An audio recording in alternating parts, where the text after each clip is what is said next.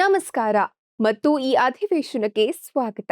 ಶಿಕ್ಷಣ ಮತ್ತು ತರಬೇತಿಯ ಕ್ರಿಯಾತ್ಮಕ ಜಗತ್ತಿನಲ್ಲಿ ಪರಿಣಾಮಕಾರಿ ಬೋಧನಾ ವಿಧಾನಗಳು ಮತ್ತು ಸುಧಾರಿತ ಸಂವಹನಕ್ಕಾಗಿ ಅನ್ವೇಷಣೆಯು ಅಂತ್ಯವಿಲ್ಲದ ಪ್ರಯಾಣವಾಗಿದೆ. ಇದು ಎರಡು ಪ್ರಮುಖ ಪರಿಕಲ್ಪನೆಗಳ ಪರಿಶೋಧನೆಯಿಂದ ಗುರುತಿಸಲ್ಪಟ್ಟ ಪ್ರಯಾಣವಾಗಿದೆ: ಮೊಡಾಲಿಟಿ ಲರ್ನಿಂಗ್ ಮತ್ತು ಟ್ರಾನ್ಸಾಕ್ಷನಲ್ ಅನಾಲಿಸಿಸ್. ಧ್ಯೇಯೋದ್ದೇಶಗಳು. ಈ ಸೆಷನ್ನ ಕೊನೆಯಲ್ಲಿ ನೀವು ಇವುಗಳನ್ನು ಮಾಡಲು ಸಮರ್ಥರಾಗುವಿರಿ: ಮೊಡಾಲಿಟಿ ಲರ್ನಿಂಗ್ ಅಂದರೆ ಏನು ಎಂಬುದನ್ನು ವಿವರಿಸುವುದು, ಟ್ರಾನ್ಸಾಕ್ಷನಲ್ ಅನಾಲಿಸಿಸ್ ಎಂದರೆ ಏನು ಎಂಬುದನ್ನು ವಿವರಿಸುವುದು, ಮತ್ತು ಟ್ರಾನ್ಸಾಕ್ಷನಲ್ ಅನಾಲಿಸಿಸ್ ಹೇಗೆ ಇನ್ಸ್ಟ್ರಕ್ಟರ್ಸ್ಗೆ ಪ್ರಯೋಜನಕಾರಿಯಾಗುತ್ತದೆ ಎಂಬುದನ್ನು ವಿವರಿಸುವುದು. Modality learning. ಕವಿತಾ ಎಂಬ ಇನ್ಸ್ಟ್ರಕ್ಟರ್ ಟ್ರೇನಿಯು ಮಾಸ್ಟರ್ ಟ್ರೇನರ್ ಆಗಿರುವ ಡ್ಯಾನಿಯಲ್ ಅವರನ್ನು ಭೇಟಿಯಾಗಲು ಬಂದಿದ್ದಾರೆ. ನಮಸ್ಕಾರ ಸರ್, ನಾನು ಮೊಡಾಲಿಟಿ ಕಲಿಕೆ ಎಂಬ ಪದವನ್ನು ಬಹಳಷ್ಟು ಕೇಳಿದ್ದೇನೆ. ನಿಖರವಾಗಿ ಇದರ ಅರ್ಥವೇನು? ಮೊಡಾಲಿಟಿ ಲರ್ನಿಂಗ್ ಎಂದರೆ ನಾವು ಹೇಗೆ ಮಾಹಿತಿಯನ್ನು ನಮ್ಮ ಇಂದ್ರಿಯಗಳ ಮೂಲಕ ಪ್ರಕ್ರಿಯೆಗೊಳಿಸುತ್ತೇವೆ ಎಂಬುದು. ಜನರು ಬೇರೆ ಬೇರೆ ರೀತಿಯ ಕಲಿಕೆಗಳನ್ನು ಹೊಂದಿರುತ್ತಾರೆ ಎಂಬುದನ್ನು ಅರ್ಥಮಾಡಿಕೊಳ್ಳುವುದು, ಮತ್ತು ನಾವು ಇವುಗಳನ್ನು ಸಾಮಾನ್ಯವಾಗಿ ಮೂರು ಮುಖ್ಯ ಮೊಡಾಲಿಟಿಗಳಾಗಿ ವರ್ಗೀಕರಿಸುತ್ತೇವೆ: ಆಡಿಟರಿ, ವಿಷುಯಲ್ ಮತ್ತು ಕೈನೆಸ್ಥೆಟಿಕ್ಸ್. ಮೊಡಾಲಿಟಿ ಲರ್ನಿಂಗ್ ವೈಯಕ್ತಿಕ ಲರ್ನಿಂಗ್ ಶೈಲಿಗಳಿಗೆ ತರಬೇತಿ ಹೊಂದುವಂತೆ ವಿನ್ಯಾಸಗೊಳಿಸಲು ಸಹಾಯ ಮಾಡುತ್ತದೆ. ಉದಾಹರಣೆಗೆ, ದೃಶ್ಯ ರೂಪದಲ್ಲಿ ಕಲಿಯುವವರಿಗೆ ದೃಶ್ಯಗಳ ಮೂಲಕ, ಮತ್ತು ಕೈನೆಸ್ಥೆಟಿಕ್ಸ್ ಲರ್ನರ್ಸ್ಗೆ ಪ್ರಾಯೋಗಿಕ ಚಟುವಟಿಕೆಗಳು. ಇದರಿಂದ ತರಬೇತಿಯು ಎಲ್ಲರಿಗೂ ಹೆಚ್ಚು ಪರಿಣಾಮಕಾರಿ ಮತ್ತು ಆಕರ್ಷಕವಾಗುತ್ತದೆ. Auditory modality. ಆಡಿಟರಿ ಲರ್ನರ್ಸ್ ಕಲಿಕೆಯ ಆದ್ಯತೆಗಳು ಆಲಿಸುವುದು ಮತ್ತು ಮೌಖಿಕ ಸಂವಹನದಲ್ಲಿ ಬೇರೂರಿರುವುದನ್ನು ಕಂಡುಕೊಳ್ಳುತ್ತಾರೆ. ಅವರು ಮಾತಿನ ಸೂಚನೆಗಳು, ಚರ್ಚೆಗಳು ಮತ್ತು ಉಪನ್ಯಾಸಗಳ ಮೂಲಕ ಜ್ಞಾನವನ್ನು ಗ್ರಹಿಸುತ್ತಾರೆ. ಅವರ ಅಗತ್ಯಗಳನ್ನು ಪೂರೈಸಲು ಇನ್ಸ್ಟ್ರಕ್ಟರ್ಸ್ ಹಲವಾರು ತಂತ್ರಗಳನ್ನು ಬಳಸಬಹುದು. ಅವೆಂದರೆ ಉಪನ್ಯಾಸಗಳನ್ನು ರೆಕಾರ್ಡ್ ಮಾಡುವುದು. ರೆಕಾರ್ಡ್ ಮಾಡಲಾದ ಉಪನ್ಯಾಸಗಳನ್ನು ಆಡಿಟರಿ ಲರ್ನರ್ಸ್ಗೆ ನೀಡುವುದರಿಂದ ಅವುಗಳನ್ನು ಪದೇ ಪದೇ ಕೇಳಿ ಅರ್ಥಮಾಡಿಕೊಳ್ಳುವುದು ಅವರಿಗೆ ಸುಲಭವಾಗುತ್ತದೆ ಮತ್ತು ಕಲಿಕೆಯ ಬಲವರ್ಧನೆಯಾಗುತ್ತದೆ. ಚರ್ಚೆಗಳಲ್ಲಿ ಭಾಗವಹಿಸುವುದು. ಗ್ರೂಪ್ ಡಿಸ್ಕಷನ್ಸ್ ಮತ್ತು ಡಿಬೇಟುಗಳಲ್ಲಿ ತೊಡಗಿಸಿಕೊಳ್ಳುವುದರಿಂದ ಆಡಿಟರಿ ಲರ್ನರ್ಸ್ಗೆ ಸಕ್ರಿಯ ಸಂಭಾಷಣೆ ಮೂಲಕ ಮಾಹಿತಿಯನ್ನು ಪ್ರಕ್ರಿಯೆಗೊಳಿಸಲು ಅವಕಾಶಗಳನ್ನು ನೀಡುತ್ತದೆ. ದೃಶ್ಯ ಸಾಮಗ್ರಿಯ ಮೌಖಿಕ ವಿವರಣೆಗಳು. ಕಣ್ಣಿಗೆ ಕಾಣುವಂತಹ ವಸ್ತುಗಳ ಮೂಲಕ ಮೌಖಿಕವಾಗಿ ವಿವರಿಸುವುದರಿಂದ ಅರ್ಥಮಾಡಿಕೊಳ್ಳುವುದು ಬಲಗೊಳ್ಳುತ್ತದೆ. ನಿಮಾನಿಕ್ ಸಾಧನಗಳು. ಶಬ್ದಗಳನ್ನು ಒಳಗೊಂಡ ನಿಮಾನಿಕ್ ಸಾಧನಗಳು, ರೈಮ್ಸ್ ಅಥವಾ ನೆನಪಿನಲ್ಲಿ ಉಳಿಯಬಹುದಾದ ಇತರ ಸಾಧನೆಗಳ ಬಳಕೆ. ಗಟ್ಟಿಯಾಗಿ ಓದುವುದು. ಆಡಿಟರಿ ಲರ್ನರ್ಸ್ ತಮಗೆ ತಾವೇ ಗಟ್ಟಿಯಾಗಿ ಓದುವುದನ್ನು ಪ್ರೋತ್ಸಾಹಿಸುವುದರಿಂದ ಮೌಖಿಕ ಅಭಿವ್ಯಕ್ತಿಯ ಮೂಲಕ ಗ್ರಹಿಕೆಯನ್ನು ಬಲಪಡಿಸಬಹುದು. Visual modality.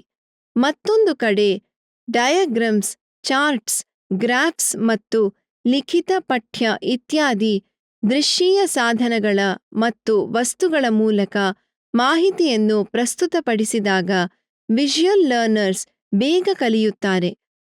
ವಿಷುಯಲ್ ಲರ್ನರ್ಸ್ಗೆ ಪರಿಣಾಮಕಾರಿ ತಂತ್ರಗಳೆಂದರೆ ಕಲರ್ ಕೋಡಿಂಗ್ ಮತ್ತು ಹೈಲೈಟಿಂಗ್. ನೋಟ್ಸ್ ಮತ್ತು ಪಠ್ಯಪುಸ್ತಕಗಳಲ್ಲಿ ಕಲರ್ ಕೋಡಿಂಗ್ ಮತ್ತು ಹೈಲೈಟಿಂಗ್ ಮಾಡುವುದರಿಂದ ವಿಷುಯಲ್ ಲರ್ನರ್ಸ್ ಪ್ರಯೋಜನವನ್ನು ಹೊಂದುತ್ತಾರೆ. ಇದರಿಂದ ಅಗತ್ಯವಿರುವ ಮಾಹಿತಿಯನ್ನು ವರ್ಗೀಕರಿಸಿ ಹೆಚ್ಚು ಒತ್ತು ನೀಡುವುದರ ಮೂಲಕ ಅವರಿಗೆ ಸಹಾಯ ಮಾಡಬಹುದು. Visual organisers. ಮೈಂಡ್ ಮ್ಯಾಪ್ಸ್ ಅಥವಾ ಕಾನ್ಸೆಪ್ಟ್ ಮ್ಯಾಪ್ಸ್ ಅಂತಹ ವಿಷುಯಲ್ ಆರ್ಗನೈಸರ್ಸ್ ಅನ್ನು ರಚಿಸುವುದರ ಮೂಲಕ ಕ್ಲಿಷ್ಟವಾದ ವಿಷಯಗಳನ್ನು ಸುಲಭವಾಗಿ ಅರ್ಥಮಾಡಿಕೊಳ್ಳಲು ಸಹಾಯವಾಗುತ್ತದೆ. ಮಲ್ಟಿಮೀಡಿಯಾ. ವಿಷಯಕ್ಕೆ ಸಂಬಂಧಿಸಿದ ವಿಡಿಯೋಗಳು ಅಥವಾ ಆನಿಮೇಷನ್ಸ್ ಅನ್ನು ಬಳಸಿಕೊಳ್ಳುವುದರಿಂದ ವಿಜುವಲ್ ಲರ್ನರ್ಸ್ ಅನ್ನು ಆಕರ್ಷಿಸಿ ಅವರ ನೆನಪಿನ ಶಕ್ತಿಯನ್ನು ಹೆಚ್ಚಿಸಬಹುದು. ಚಿತ್ರಗಳೊಂದಿಗೆ ಫ್ಲ್ಯಾಶ್ ಕಾರ್ಡ್ಸ್.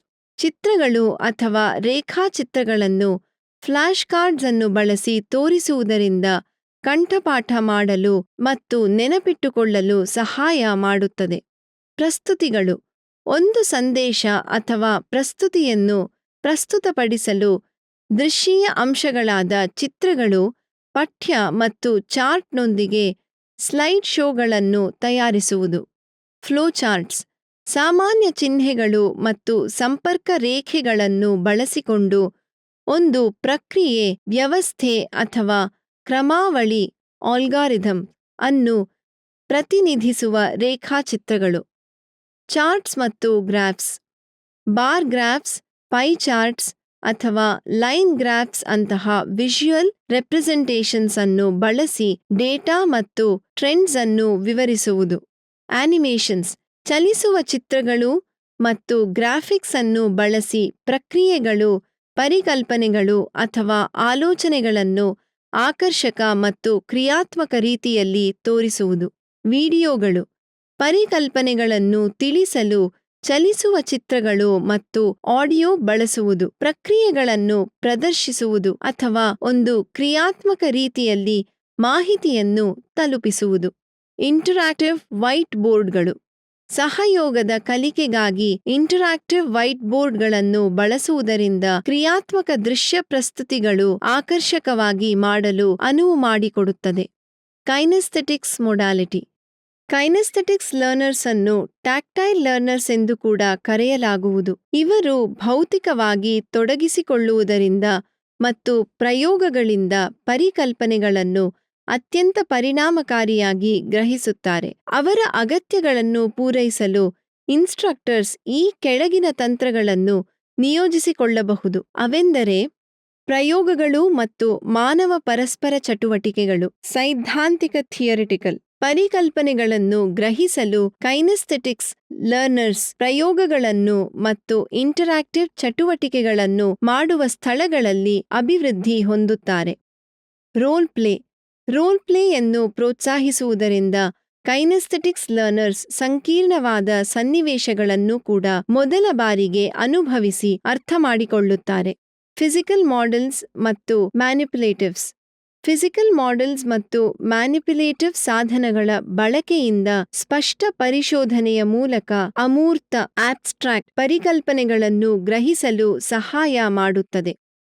ಚಲಿಸಲು ವಿರಾಮಗಳು.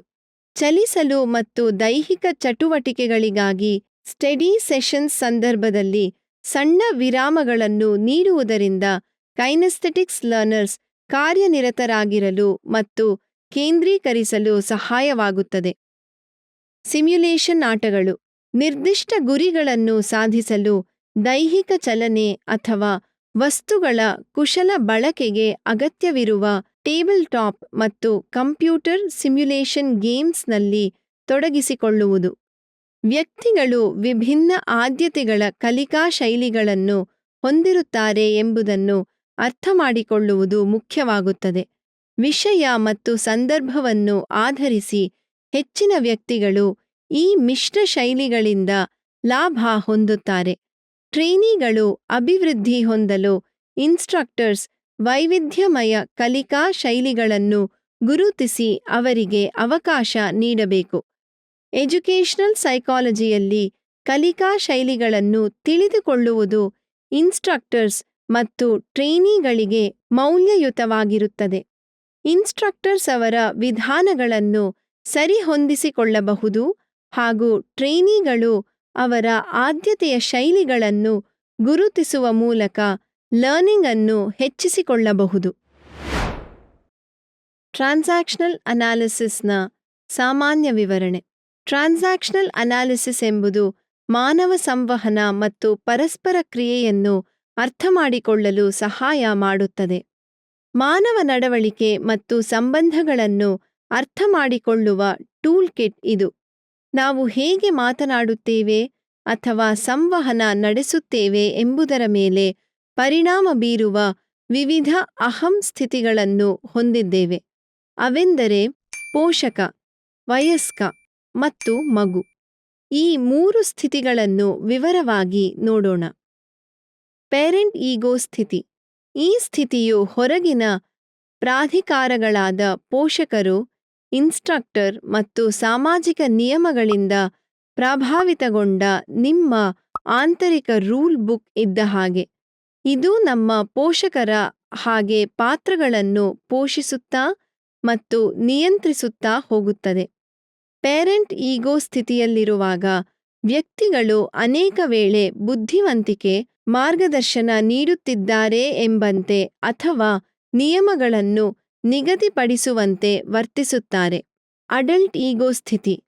ಅಡಲ್ಟ್ ಈಗೋ ಸ್ಥಿತಿಯಲ್ಲಿ ಡೇಟಾ, ವಾಸ್ತವಾಂಶಗಳು ಮತ್ತು ನಿರ್ಧಾರಗಳನ್ನು ತೆಗೆದುಕೊಳ್ಳಲು ವಿಮರ್ಶಾತ್ಮಕ ಚಿಂತನೆಯ ಮೇಲೆ ಕೇಂದ್ರೀಕರಿಸಿ ನಿಮ್ಮ ತಾರ್ಕಿಕ ಮತ್ತು ವಿಶ್ಲೇಷಣಾತ್ಮಕತೆಯನ್ನು ಒಳಗೊಂಡಿರುತ್ತದೆ. ಈ ಥಿಂಕಿಂಗ್ ಮೋಡ್ನಲ್ಲಿ ವ್ಯಕ್ತಿಗಳು ಸಂದರ್ಭಗಳನ್ನು ತರ್ಕಬದ್ಧವಾಗಿ ನಿರ್ವಹಿಸುತ್ತಾರೆ, ಪುರಾವೆಗಳು ಮತ್ತು ತಾರ್ಕಿಕತೆಯ ಆಧಾರದ ಮೇಲೆ ಪ್ರಾಯೋಗಿಕ ಪರಿಹಾರಗಳನ್ನು ಗುರಿಯಾಗಿಸುತ್ತಾರೆ. ಚೈಲ್ಡ್ ಈಗೋ ಸ್ಥಿತಿ. ಚೈಲ್ಡ್ ಈಗೋ ಸ್ಥಿತಿಯು ನಿಮ್ಮ ಬಾಲ್ಯದಲ್ಲಿ ಕಲಿತಂತ ಭಾವನೆಗಳು, ಅನಿಸಿಕೆಗಳು ಮತ್ತು ನಡವಳಿಕೆಗಳನ್ನು ಒಳಗೊಂಡಿರುತ್ತದೆ. ಇದನ್ನು 2 ಭಾಗಗಳಾಗಿ ಮಾಡಬಹುದು: ನ್ಯಾಚುರಲ್ ಚೈಲ್ಡ್ ಮತ್ತು adapted child. Natural child. Child ego ಸ್ಥಿತಿಯ ಈ ಮುಖದ ಗುಣಗಳೆಂದರೆ ಸ್ವಾಭಾವಿಕತೆ, ತಮಾಷೆ ಮತ್ತು ವ್ಯಾಪಕ ಶ್ರೇಣಿಯ ಭಾವನೆಗಳು. ನ್ಯಾಚುರಲ್ ಚೈಲ್ಡ್ ಸ್ಥಿತಿಯಲ್ಲಿರುವಾಗ ವ್ಯಕ್ತಿಗಳು ಮಗುವಿನಂತೆ ಕುತೂಹಲವನ್ನು ತೋರಿಸುತ್ತಾರೆ, ಸೃಜನಶೀಲ ಚಟುವಟಿಕೆಗಳಲ್ಲಿ ತೊಡಗಿಸಿಕೊಳ್ಳುತ್ತಾರೆ ಮತ್ತು ತಮ್ಮ ಭಾವನೆಗಳನ್ನು ಮುಕ್ತವಾಗಿ ಅಭಿವ್ಯಕ್ತಪಡಿಸುತ್ತಾರೆ. Adopted child. ಇದಕ್ಕೆ ತದ್ವಿರುದ್ಧವಾಗಿ ಅಡಾಪ್ಟೆಡ್ ಚೈಲ್ಡ್ ಈಗೋ ಸ್ಥಿತಿಯು ಬಾಹ್ಯ ಪರಿಣಾಮಗಳಿಗೆ ಮತ್ತು ಸಾಮಾಜಿಕ ನಿರೀಕ್ಷೆಗಳಿಗೆ ಅನುಗುಣವಾಗಿರುವುದನ್ನು ಒಳಗೊಂಡಿರುತ್ತದೆ. ಈ ಸ್ಥಿತಿಯಲ್ಲಿರುವವರು ಬಾಹ್ಯ ಪದ್ಧತಿಗಳನ್ನು ಮತ್ತು ನಿಯಮಗಳನ್ನು ಪಾಲಿಸುತ್ತಾರೆ. ಚೈಲ್ಡ್ ಈಗೋ ಸ್ಥಿತಿಯಲ್ಲಿ ಜನರು ತಮ್ಮೊಳಗಿರುವ ಮಗುವನ್ನು ಪ್ರದರ್ಶಿಸುತ್ತಾರೆ, ಸೃಜನಶೀಲತೆ, ಹುಡುಗಾಟಿಕೆ ಮತ್ತು ಬಹಳ ಅಪರೂಪವಾಗಿ ನಿಯಮಗಳು ಮತ್ತು ಅಧಿಕಾರ ವ್ಯಕ್ತಿಗಳ ವಿರುದ್ಧ ದಂಗೆ. ಇದು ಬಾಲ್ಯದ ಭಾವನೆಗಳು ಮತ್ತು ನೆನಪುಗಳನ್ನು ಮುಂದಕ್ಕೆ ತರುತ್ತವೆ, ಇದರಿಂದ ವ್ಯಕ್ತಿಯ ನಡವಳಿಕೆ ಮತ್ತು ಪ್ರತಿಕ್ರಿಯೆಗಳು ರೂಪುಗೊಳ್ಳುತ್ತವೆ. ಈ ಈಗೋ ಸ್ಥಿತಿಗಳನ್ನು ಗುರುತಿಸುವುದು ಮತ್ತು ಅರ್ಥಮಾಡಿಕೊಳ್ಳುವುದರಿಂದ ನಮಗೆ ಹೆಚ್ಚು ಪರಿಣಾಮಕಾರಿ ಸಂಭಾಷಣೆಗಳು ಹೊಂದಲು, ಆರೋಗ್ಯಕರ ಸಂಬಂಧಗಳು ಮತ್ತು ಹೆಚ್ಚಿನ ಜಾಗೃತಿಯೊಂದಿಗೆ ಸಾಮಾಜಿಕ ಪರಸ್ಪರ ಕ್ರಿಯೆಗಳನ್ನು ನಡೆಸಲು ಸಹಾಯವಾಗುತ್ತದೆ. ಇನ್ಸ್ಟ್ರಕ್ಟರ್ಸ್ಗೆ ಟ್ರಾನ್ಸಾಕ್ಷನಲ್ ಅನಾಲಿಸಿಸ್ನ ಪ್ರಯೋಜನಗಳು. ಇನ್ಸ್ಟ್ರಕ್ಟರ್ಸ್ ಜ್ಞಾನದ ಶಿಲ್ಪಿಗಳು. ಅವರು ಟ್ರೇನಿಗಳ ಮನಸ್ಸುಗಳನ್ನು ತಿದ್ದುವ ಜವಾಬ್ದಾರಿಯನ್ನು ಹೊಂದಿರುತ್ತಾರೆ. ಅವರು ವೈವಿಧ್ಯಮಯ ಪರಿಸರಗಳಲ್ಲಿ ಕಾರ್ಯನಿರ್ವಹಿಸುತ್ತಾರೆ, ವಿಶಿಷ್ಟ ಅಗತ್ಯಗಳು, ಆದ್ಯತೆಗಳು ಮತ್ತು ಹಿನ್ನೆಲೆಗಳೊಂದಿಗೆ ಬರುವ ವ್ಯಕ್ತಿಗಳೊಂದಿಗೆ ಕೆಲಸ ಮಾಡುತ್ತಾರೆ. ಇಂತಹ ಸಂದರ್ಭಗಳಲ್ಲಿ ಟ್ರಾನ್ಸಾಕ್ಷನಲ್ ಅನಾಲಿಸಿಸ್ ಬಳಕೆಗೆ ಬರುತ್ತದೆ. ಮಾನವ ನಡವಳಿಕೆ ಮತ್ತು ಸಂವಹನದ ಒಳನೋಟಗಳ ಸಮಗ್ರ ಸಾಧನ ಪೆಟ್ಟಿಗೆಯನ್ನು ಒದಗಿಸುತ್ತದೆ. ಈಗ ಟ್ರಾನ್ಸಾಕ್ಷನಲ್ ಅನಾಲಿಸಿಸ್ನ ಬಹುಮುಖಿ ಪ್ರಯೋಜನಗಳನ್ನು ಪರಿಶೀಲಿಸೋಣ. ತರಬೇತಿ ವಿಧಾನಗಳನ್ನು ಹೊಂದಿಸುವುದು. ಇನ್ಸ್ಟ್ರಕ್ಟರ್ಸ್ಗಳು ಯಾವುದೇ 2 ಟ್ರೇನಿಗಳು ಒಂದೇ ರೀತಿ ಇರುವುದಿಲ್ಲ ಎಂಬುದು ಚೆನ್ನಾಗಿ ತಿಳಿದಿರುತ್ತಾರೆ. ವಿಭಿನ್ನ ಅನುಭವಗಳು, ನಿರೀಕ್ಷೆಗಳು ಮತ್ತು ಜಗತ್ತನ್ನು ಅರ್ಥಮಾಡಿಕೊಳ್ಳುವ ವಿಧಾನಗಳೊಂದಿಗೆ ಅವರು ತರಬೇತಿ ಸೆಷನ್ಗಳಿಗೆ ಆಗಮಿಸುತ್ತಾರೆ. ಇಂತಹ ಟ್ರಾನ್ಸಾಕ್ಷನಲ್ ಅನಾಲಿಸಿಸ್ನಲ್ಲಿ ಈಗೋ ಸ್ಥಿತಿಯ ಪರಿಕಲ್ಪನೆಯು ಅಮೂಲ್ಯವಾಗುವುದು.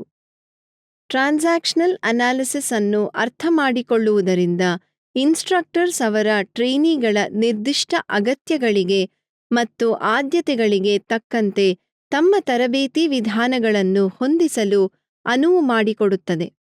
ಉದಾಹರಣೆಗೆ, ಒಬ್ಬ ಟ್ರೇನಿಯು ಅವರ ಪೇರೆಂಟ್ ಈಗೋ ಸ್ಥಿತಿಯ ಗುಣಗಳನ್ನು ಪ್ರದರ್ಶಿಸಿದಾಗ ರಚನಾತ್ಮಕ ಮತ್ತು ನಿಯಮಾಧಾರಿತ ತರಬೇತಿಯು ಹೆಚ್ಚು ಪರಿಣಾಮಕಾರಿಯಾಗುತ್ತದೆ. ಅವರು ಸ್ಪಷ್ಟ ಮಾರ್ಗಸೂಚಿಗಳು ಮತ್ತು ಉತ್ತಮವಾಗಿ ನಿಗದಿಪಡಿಸಿದ ಮಿತಿಗಳಲ್ಲಿ ಅಭಿವೃದ್ಧಿ ಹೊಂದುತ್ತಾರೆ. ಇದು ಅವರ ಹಿಂದಿನ ಅಧಿಕಾರ ವ್ಯಕ್ತಿಗಳನ್ನು ಪ್ರತಿಬಿಂಬಿಸುತ್ತದೆ. ಇದಕ್ಕೆ ವ್ಯತಿರಿಕ್ತವಾಗಿ ಒಬ್ಬ ಟ್ರೈನಿಯು ಅವನ ಚೈಲ್ಡ್ ಈಗೋ ಸ್ಥಿತಿಯಲ್ಲಿದ್ದರೆ, ಸೃಜನಾತ್ಮಕ ಮತ್ತು ಹುಡುಗಾಟಿಕೆಯ ವಿಧಾನವು ಅವರ ಸಾಮರ್ಥ್ಯವನ್ನು ತೆರೆದಿಡುತ್ತದೆ. ಈ ಈಗೋ ಸ್ಥಿತಿಯ ವ್ಯತ್ಯಾಸಗಳನ್ನು ಗುರುತಿಸುವುದು ಇನ್ಸ್ಟ್ರಕ್ಟರ್ಸ್ಗೆ ವೈಯಕ್ತಿಕ ಕಲಿಕೆಯ ಶೈಲಿಗಳನ್ನು ಪರಿಣಾಮಕಾರಿಯಾಗಿ ಪೂರೈಸಲು ಸಹಾಯ ಮಾಡುತ್ತದೆ. ಪರಿಣಾಮಕಾರಿ ಸಂವಹನ. ಪ್ರಮುಖವಾಗಿ ಹೇಳುವುದಾದರೆ, ತರಬೇತಿ ಎಂದರೆ ಸಂವಹನ ಎಂದು ಅರ್ಥ. ಯಶಸ್ವಿ ಇನ್ಸ್ಟ್ರಕ್ಟರ್ಸ್ ಜ್ಞಾನ ನೀಡುವ ಕೌಶಲ್ಯವನ್ನು ಮಾತ್ರ ಹೊಂದಿಲ್ಲದೆ, ಒಂದು ಸಕಾರಾತ್ಮಕ ಹಾಗೂ ಆಕರ್ಷಕ ಕಲಿಕಾ ಪರಿಸರವನ್ನು ಅಳವಡಿಸಿಕೊಳ್ಳುವುದೂ ಆಗಿರುತ್ತದೆ. ಟ್ರಾನ್ಸಾಕ್ಷನಲ್ ಅನಾಲಿಸಿಸ್ ಇನ್ಸ್ಟ್ರಕ್ಟರ್ಸ್ಗೆ ಒಂದು ಲೆನ್ಸ್ ಅನ್ನು ಒದಗಿಸುತ್ತದೆ. ಇದರ ಮೂಲಕ ಅವರು ತಮ್ಮ ಟ್ರೈನೀಸ್ ಈಗೋ ಸ್ಥಿತಿಗಳಿಗೆ ಸರಿಹೊಂದುವಂತೆ ಅರ್ಥಮಾಡಿಕೊಂಡು ಅವರ ಸಂವಹನಾ ವಿಧಾನಗಳನ್ನು ಅಳವಡಿಸಿಕೊಳ್ಳಬಹುದು. ಒಬ್ಬ ಟ್ರೈನಿಯು ನಿರಂತರವಾಗಿ ವಿಮರ್ಶಾತ್ಮಕವಾಗಿರುವ, ಅಂದರೆ ಅವರ ಪೇರೆಂಟ್ ಸ್ಥಿತಿಯ ಒಂದು ಗುಣಲಕ್ಷಣವನ್ನು ನೀವು ಗಮನಿಸುವ ಪರಿಸ್ಥಿತಿಯನ್ನು ಊಹಿಸಿಕೊಳ್ಳಿ. ಇದಕ್ಕೆ ಪ್ರತಿಕ್ರಿಯೆಯಾಗಿ ನೀವು ಸಹಾನುಭೂತಿಯಿಂದ ಸಂವಹಿಸಲು ಆಯ್ಕೆ ಮಾಡಬಹುದು. ಅವರ ಸಮಸ್ಯೆಗಳಿಗೆ ಸ್ಪಂದಿಸುತ್ತಾ ಅಥವಾ ವಾಸ್ತವಿಕವಾಗಿ ಪುರಾವೆ ಆಧಾರಿತ ಮಾಹಿತಿಯನ್ನು ಒದಗಿಸಬಹುದು. ಸಂವಹನದಲ್ಲಿ ಈ ಪ್ರತಿಭೆಯು ಪ್ರತಿಯೊಬ್ಬ ಟ್ರೈನಿಯು ಅವರು ಹೇಳುವುದನ್ನು ಕೇಳಿಸಿಕೊಳ್ಳುತ್ತಿದ್ದಾರೆ ಮತ್ತು ಅರ್ಥಮಾಡಿಕೊಳ್ಳುತ್ತಿದ್ದಾರೆ ಎಂದು ಭಾವಿಸುತ್ತಾರೆ. ಇದರಿಂದ ಹೆಚ್ಚು ಅಂತರ್ಗತ ಮತ್ತು ಉತ್ಪಾದಕ ತರಬೇತಿ ಸೆಷನ್ ರಚನೆಯಾಗುತ್ತದೆ. ಆಟಗಳನ್ನು ಗುರುತಿಸುವುದು ಮತ್ತು ತಪ್ಪಿಸುವುದು. ಯಾವುದೇ ಗುಂಪಿನಲ್ಲಿ, ಅದು ದೊಡ್ಡದಿರಲಿ ಅಥವಾ ಸಣ್ಣದಿರಲಿ, ವ್ಯಕ್ತಿಗಳ ನಡುವಿನಿಕ್ರಿಯಾಶಕ್ತಿ ಕೆಲವೊಮ್ಮೆ ತರಬೇತಿ ಪ್ರಕ್ರಿಯೆಗೆ ಅಡ್ಡಿಯಾಗುವ ಪ್ರತಿಕೂಲ ಆಟಗಳಾಗಿ ವಿಕಸನಗೊಳ್ಳಬಹುದು. ಈ ಆಟಗಳೆಂದರೆ ಬ್ಲೇಮ್ ಗೇಮ್. ಇಲ್ಲಿ ವ್ಯಕ್ತಿಗಳು ಜವಾಬ್ದಾರಿಯಿಂದ ವಿಚಲಿತರಾಗುತ್ತಾರೆ ಅಥವಾ why don't you, yes but ಎಂಬ ಸಲಹೆಗಳಿಗೆ ಪ್ರತಿರೋಧದ ಮಾದರಿ ವ್ಯಕ್ತವಾಗುತ್ತದೆ. ಟ್ರಾನ್ಸಾಕ್ಷನಲ್ ಅನಾಲಿಸಿಸ್ ಇನ್ಸ್ಟ್ರಕ್ಟರ್ಸ್ ಈ ಆಟಗಳನ್ನು ಗುರುತಿಸಿ ಅವುಗಳನ್ನು ಸರಿಯಾದ ರೀತಿಯಲ್ಲಿ ನಿರ್ವಹಿಸುವ ಸಾಮರ್ಥ್ಯದೊಂದಿಗೆ ಸಜ್ಜಾಗಿಸುತ್ತದೆ. ಈ ಆಗಾಗ್ಗೆ ಸುಪ್ತಪ್ರಜ್ಞಾ ಪರಸ್ಪರ ಪ್ರತಿಕ್ರಿಯೆಗಳ ಮೇಲೆ ಗಮನ ಹರಿಸುವುದರಿಂದ ಇನ್ಸ್ಟ್ರಕ್ಟರ್ಸ್ ಲರ್ನಿಂಗ್ ಮತ್ತು ಡೆವಲಪ್ಮೆಂಟ್ ಮೇಲೆ ಕೇಂದ್ರೀಕರಿಸಬಹುದು.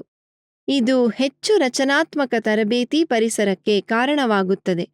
ಇಲ್ಲಿ ಟ್ರೈನಿಗಳು ಅನಾವಶ್ಯಕ ಗೊಂದಲಗಳಿಲ್ಲದೆ ಕಾರ್ಯನಿರತರಾಗಬಹುದು. ಸಕಾರಾತ್ಮಕ ಜೀವನ ಲಿಪಿಗಳನ್ನು ಉತ್ತೇಜಿಸುವುದು. ಇನ್ಸ್ಟ್ರಕ್ಟರ್ ಜವಾಬ್ದಾರಿಯ ಒಂದು ಭಾಗವು ಜ್ಞಾನವನ್ನು ನೀಡುವುದಾಚೆಗೆ ಇರುತ್ತದೆ. ಇದು ವೈಯಕ್ತಿಕ ಬೆಳವಣಿಗೆಯನ್ನು ಉತ್ತೇಜಿಸುವ ಬಗ್ಗೆ ಆಗಿರುತ್ತವೆ. ಟ್ರಾನ್ಸಾಕ್ಷನಲ್ ಅನಾಲಿಸಿಸ್ ವ್ಯಕ್ತಿಗಳು ತಮ್ಮ ಜೀವನದ ಲಿಪಿಗಳನ್ನು ಅನ್ವೇಷಿಸಲು ಮತ್ತು ಸವಾಲುಗಳನ್ನು ಎದುರಿಸಲು ಪ್ರೋತ್ಸಾಹಿಸುತ್ತದೆ. ಬೇರೂರಿದ ನಂಬಿಕೆಗಳು ಮತ್ತು ನಡವಳಿಕೆಗಳನ್ನು ಅವರ ಜೀವನ ಪೂರ್ತಿ ಗಳಿಸಲಾಗುವುದು. ಟ್ರಾನ್ಸಾಕ್ಷನಲ್ ಅನಾಲಿಸಿಸ್ನ ವಿವರಗಳನ್ನು ಹೊಂದಿರುವ ಇನ್ಸ್ಟ್ರಕ್ಟರ್ಸ್ ಅವರ ಟ್ರೈನಿಗಳ ನಕಾರಾತ್ಮಕ ಲಿಪಿಗಳನ್ನು ಗುರುತಿಸಿ ಮಾರ್ಪಡಿಸುವಲ್ಲಿ ಮಾರ್ಗದರ್ಶನ ನೀಡಬಹುದು. ಈ ಪ್ರಕ್ರಿಯೆಯು ತರಬೇತಿ ಪರಿಸರದೊಳಗೆ ವೈಯಕ್ತಿಕ ಬೆಳವಣಿಗೆಯಲ್ಲಿ ಮಾತ್ರ ಸಹಾಯ ಮಾಡುವುದಲ್ಲದೆ, ತರಗತಿಯಿಂದ ಆಚೆಗಿರುವ ಜೀವನಕ್ಕೆ ಕೂಡ ವಿಸ್ತರಿಸುತ್ತದೆ. ವ್ಯಕ್ತಿಗಳು ತಮ್ಮ ನಿರೂಪಣೆಗಳನ್ನು ಮರುರೂಪಿಸಲು ಮತ್ತು ಅವರ ವೃತ್ತಿಪರ ಹಾಗೂ ವೈಯಕ್ತಿಕ ಜೀವನದಲ್ಲಿ ಹೆಚ್ಚು ತಿಳುವಳಿಕೆಯುಳ್ಳ ಆಯ್ಕೆಗಳನ್ನು ಮಾಡಲು ಸಹಾಯ ಮಾಡುವಲ್ಲಿ ಇನ್ಸ್ಟ್ರಕ್ಟರ್ಸ್ ಸಾಧನವಾಗುತ್ತಾರೆ.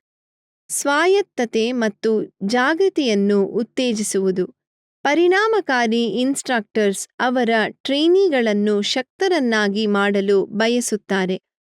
ಅವರ ಕಲಿಕೆ ಮತ್ತು ವೈಯಕ್ತಿಕ ಬೆಳವಣಿಗೆಯ ಬಗ್ಗೆ ಸ್ವಯಂ ನಿಯಂತ್ರಣವನ್ನು ಪ್ರೋತ್ಸಾಹಿಸುತ್ತಾರೆ. ಟ್ರಾನ್ಸಾಕ್ಷನಲ್ ಅನಾಲಿಸಿಸ್ ವ್ಯಕ್ತಿಗಳು ತಮ್ಮ ಈಗೋ ಸ್ಥಿತಿಗಳನ್ನು ಅರ್ಥಮಾಡಿಕೊಳ್ಳಲು ಮತ್ತು ಅವುಗಳಿಂದ ಉದ್ಭವಿಸುವ ಆಯ್ಕೆಗಳ ಬಗ್ಗೆ ಸ್ವಯಂ ಅರಿವು ಮತ್ತು ಸ್ವಾಯತ್ತತೆಯನ್ನು ಉತ್ತೇಜಿಸುತ್ತದೆ. ಟ್ರಾನ್ಸಾಕ್ಷನಲ್ ಅನಾಲಿಸಿಸ್ ಬಳಕೆಯ ಮೂಲಕ ಇನ್ಸ್ಟ್ರಕ್ಟರ್ ತಮ್ಮ ಟ್ರೈನಿಗಳು ಮಾಹಿತಿಯುಕ್ತ ಆಯ್ಕೆಗಳನ್ನು ಮಾಡಲು ಶಕ್ತರನ್ನಾಗಿ ಮಾಡುತ್ತಾರೆ. ಅವರ ತರಬೇತಿಯಲ್ಲಿ ಮಾತ್ರ ಪ್ರಯೋಜನಕಾರಿಯಾಗಿಲ್ಲದೆ ಅವರ ವಿಶಾಲ ಜೀವನಗಳಲ್ಲಿ ಕೂಡ ಪ್ರಯೋಜನವಾಗುವ ರೀತಿಯಲ್ಲಿ. ಮಾನವ ನಡವಳಿಕೆ ಮತ್ತು ಸಂವಹನದ ಬಗ್ಗೆ ಇನ್ಸ್ಟ್ರಕ್ಟರ್ ಅರ್ಥಮಾಡಿಕೊಳ್ಳುವುದನ್ನು ಟ್ರಾನ್ಸಾಕ್ಷನಲ್ ಅನಾಲಿಸಿಸ್ ಹೆಚ್ಚಿಸುತ್ತದೆ. ಇದು ವೈಯಕ್ತಿಕ ಮತ್ತು ವೃತ್ತಿಪರ ಅಭಿವೃದ್ಧಿಯನ್ನು ಉತ್ತೇಜಿಸುವಂತಹ ಪೋಷಕ ಪರಿಸರವನ್ನು ಸೃಷ್ಟಿಸುತ್ತದೆ. ಇದು ನಮ್ಮನ್ನು ಈ ಅಧಿವೇಶನದ ಅಂತ್ಯಕ್ಕೆ ತರುತ್ತದೆ. ಈ ಅಧಿವೇಶನದಲ್ಲಿ ನೀವು ಕಲಿತದ್ದು ಮೊಡ್ಯಾಲಿಟಿ ಲರ್ನಿಂಗ್ ಏನು ಎಂಬುದನ್ನು ವಿವರಿಸಿ, ಟ್ರಾನ್ಸಾಕ್ಷನಲ್ ಅನಾಲಿಸಿಸ್ ಏನು ಎಂಬುದನ್ನು ವಿವರಿಸಿ ಮತ್ತು ಟ್ರಾನ್ಸಾಕ್ಷನಲ್ ಅನಾಲಿಸಿಸ್ ಬೋಧಕರಿಗೆ ಹೇಗೆ ಪ್ರಯೋಜನವನ್ನು ನೀಡುತ್ತದೆ ಎಂಬುದನ್ನು ವಿವರಿಸಿ. ವೀಕ್ಷಿಸಿದ್ದಕ್ಕಾಗಿ ಧನ್ಯವಾದಗಳು. ಮುಂದಿನ ಅಧಿವೇಶನದಲ್ಲಿ ನಿಮ್ಮನ್ನ ಭೇಟಿ ಮಾಡ್ತೇವೆ.